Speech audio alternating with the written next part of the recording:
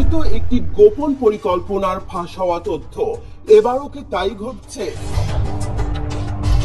রাশিয়ার state ডুমার speaker Vyacheslav Volodin সরাসরি হুঁশিয়ারি উচ্চারণ করেছেন, প্রেসিডেন্ট ভ্লাদিমির পুতিনের ওপর আক্রমণ মানেই পারমাণবিক যুদ্ধের দিকে সরাসরি ধাবিত হওয়া। তার এই বক্তব্য বৈশ্বিক নিরাপত্তার জন্য কেবলমাত্র একটি সতর্কবার্তা, নাকি এর পেছনে রয়েছে আরো গভীর রাজনৈতিক ও সামরিক হিসাব নিকাশ?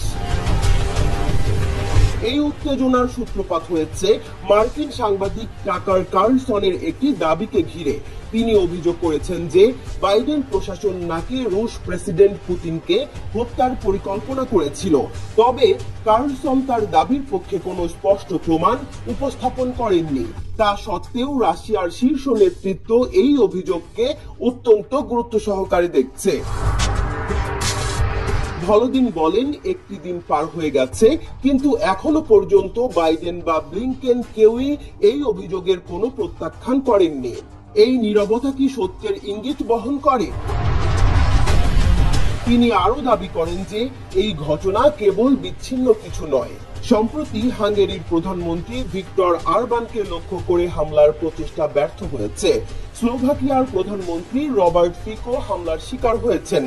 এমনকি সাবেক মার্কিন প্রেসিডেন্ট ডোনাল্ড ট্রাম্পকেও আক্রমণের মুখে পড়তে হয়েছে।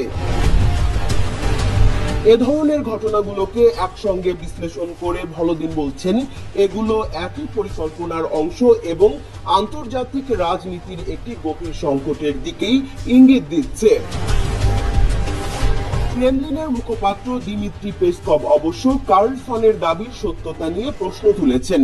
তিনি বলেন, আমরা জানি না কার্লসন এই তথ্য কোথা থেকে পেয়েছেন এবং এর সত্যতা কতটুকু তা নিয়ে আমাদের সন্দেহ রয়েছে। তবে একই সঙ্গে তিনি জানান যে রাশিয়ার বিশেষ নিরাপত্তা সংস্থাগুলো এই পরিস্থিতির ওপর গভীর নজর রাখছে। রাশিয়া ইতোমধ্যেই তার সামরিক নীতিতে পরিবর্তন এনেছে, যেখানে তারা স্পষ্টভাবে বলেছে দেশের সার্বভৌমত্ব বা আঞ্চলিক অখণ্ডতার ওপর হুমকি এলে পারমাণবিক অস্ত্র ব্যবহারের সম্ভাবনা উড়িয়ে দেওয়া যাবে না। এই পরিস্থিতিতে আন্তর্জাতিক সম্প্রদায়ের জন্য বড় প্রশ্ন, এটি কি শুধুই কথার কথা নাকি বাস্তব কোনো সংঘাতের সূচনা? বিশ্লেষকরা বলছেন, এই ধরনের বক্তব্য বিশ্বে নতুন উত্তেজনা সৃষ্টি করতে পারে এবং রাশিয়া ও পশ্চিমা বিশ্বের মধ্যে চলমান ঠান্ডা যুদ্ধকে আরো বিপজ্জনক পর্যায়ে নিয়ে যেতে পারে। বিশ্ব ইতোমধ্যে যুদ্ধের একাধিক ফ্রন্টে জর্জরিত। ইউক্রেন, গাজা, তাইওয়ান এবং এই নতুন পারমাণবিক হুমকি সেই উত্তেজনাকে আরো বহুগুণ বাড়িয়ে তুলতে পারে।